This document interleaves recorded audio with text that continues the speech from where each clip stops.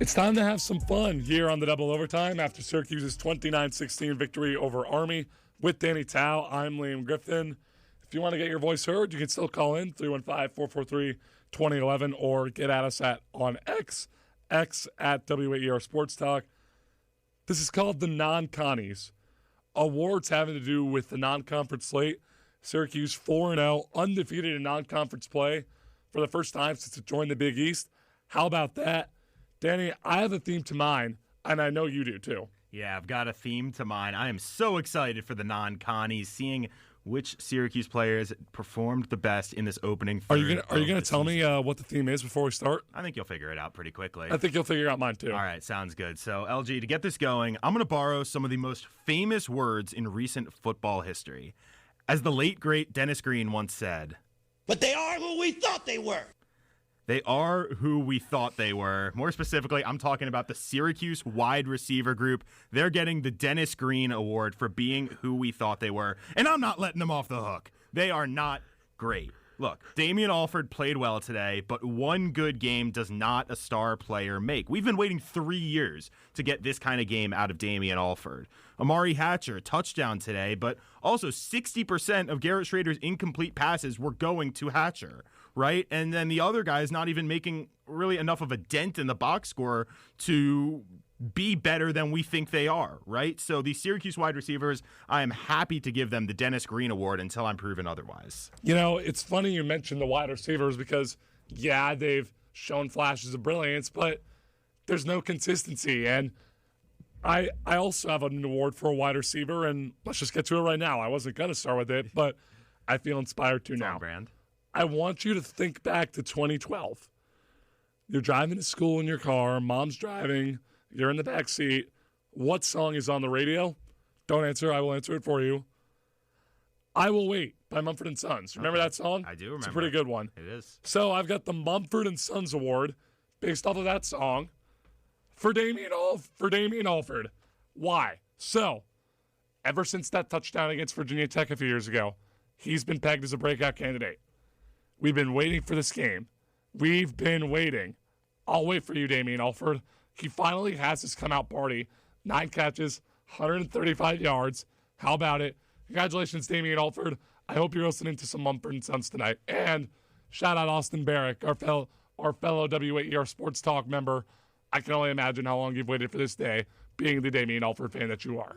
That's a great poll. Great song, too. Right? Really Right? catchy song, reminding me of that. I'm going to have to listen after the show. But moving on to my next award, you know, there's someone on this team who, no matter the score, no matter the situation, you can count on them to give everything he's got. He's really a student of the Herm Edwards school of thought. You play to win the game. Hello, it's Garrett Schrader. He's getting the Herm Edwards Award because he is always playing to win the game. He's always giving 110%. For better or worse, he puts his body on the line time and again for this Syracuse team. And look, we saw last year how much it really wore him down as the season went on. So you hope that he's learned his lesson and is going to take it a little bit slower. But if there's one thing you can always count on with Garrett Schrader, it's that he's going to give everything he's got while he is physically capable to help his team win. And that's why I'm giving him the Herm Edwards Award. Yeah, even when Garrett Schrader was hurt last year, he was always giving 110% and then some. And that's a crazy award from Danny. I'm starting to notice his theme. His theme is quotes from old NFL legends. And Not quite, but you're on the right track. Quotes in general. Sure. But if you want to comment on Danny's awards, if you think they're either awesome or downright crazy, give us a call at 315-443-2011 or hit us up on X at WAER Sports Talk. Syracuse beats Army 29-16. And you may feel one of those ways about my next award. This time we're going back a little bit to before either of us were born. U2. You remember U2, the band? I remember getting one of their albums downloaded onto my phone for me. It's pretty good. You know the song, I Still Haven't Found What I'm Looking For? I do. Dino Babers can relate because he is called for this team to be disciplined and stop committing those stupid, nonsensical penalties time and time again. A false start on a PAT? Really? Unsportsmanlike conduct after scoring a touchdown too? Dino is still looking for his team to play a disciplined brand of football and really has been since he got to SU. And for that, it is my honor to award Dino Babers the U2 award. Congratulations, Dino. Really worked hard for that one. I know U2 a fantastic band, but I really hope Dino gets what he's looking for soon. Well, look, Dino Babers, has some of those flaws as a coach, but he's always good for a fun quote in his press conferences, right? And there are times, though, where he gives out some valuable information.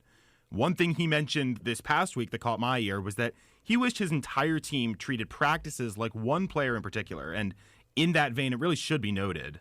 Not a game. We talking about practice.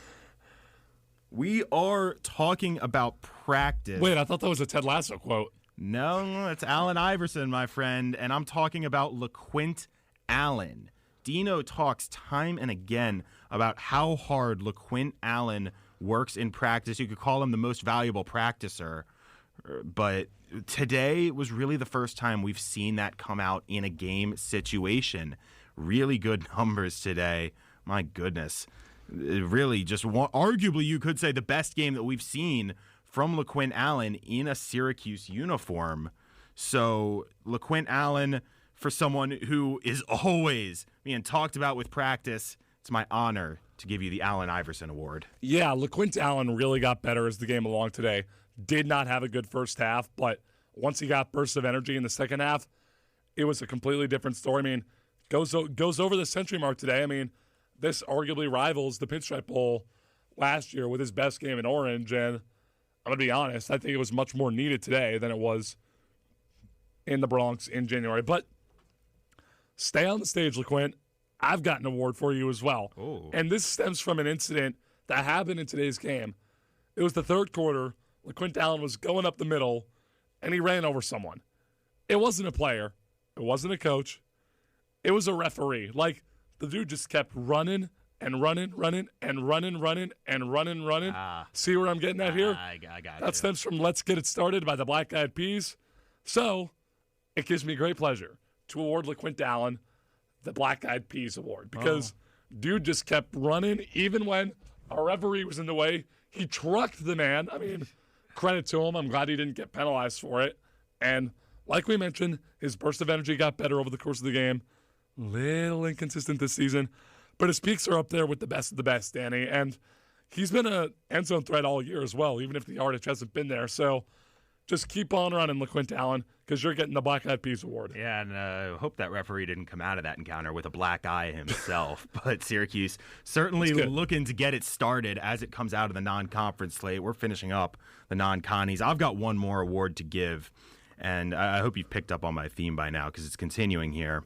Coming into the season, perhaps the biggest question around this Syracuse team was how the entirely remade secondary would perform. And look, it was a valid question, but the new look unit has mostly passed muster. So to the winner of this award, I must issue a special statement.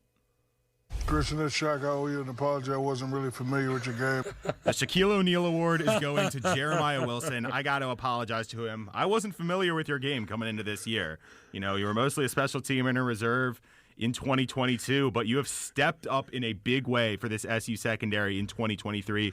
Quiet game on the box score today, but that's just because Army doesn't throw that much, and he was downright impressive in coverage. And last week as well, one thing I noticed as the Sports Talk reporter in West Lafayette was that he was targeted repeatedly by Hudson Card on the first drive of the game. I think 3 or 4 catches with him in coverage, and after that, maybe once or twice the rest of the game. He locked in and locked down those Purdue receivers moving forward. So, Jeremiah Wilson, I'm sorry. I wasn't that familiar with your game coming into the year. I hope you will accept the Shaquille O'Neal Award as my humblest apology. First of all, that's an awesome award. And another thing I want to build on with Jeremiah Wilson, even when he was allowing receivers to make a catch, his open field tackling has been excellent. Mm-hmm. And we saw Elijah Clark make an excellent open field tackle on a punt coverage earlier today.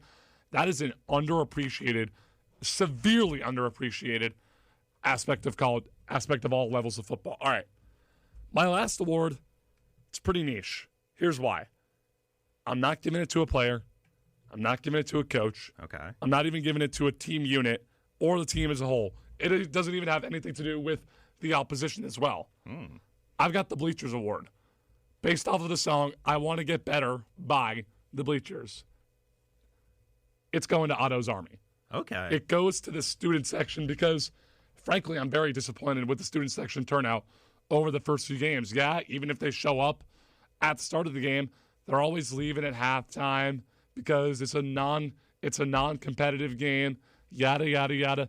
No, if you're a legit student section, you will stay for the whole game. And I'd like to take this time to deliver a message to Otto's Army, to the entirety of the Syracuse University student body.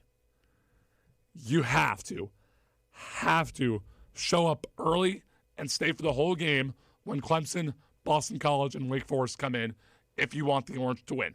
The caliber of competition is so much better then, period. And I know a former and current member of the Otto's Army Executive Board. They do incredible work. It's time to pick up your game, my friends, because the student section has been a disappointment this season, plain and simple. And for that, the Bleachers Award. Congratulations. I'm sure they're so thrilled to receive the Bleachers Award from you, Liam. And fittingly, it's because the bleachers have been, empty. Hey, you want them to get better. I do want them to get better. Exactly. Well, we are going to take a quick step aside here on the double overtime, but when we come back, we'll look ahead to next week, Syracuse versus Clemson. Don't go anywhere.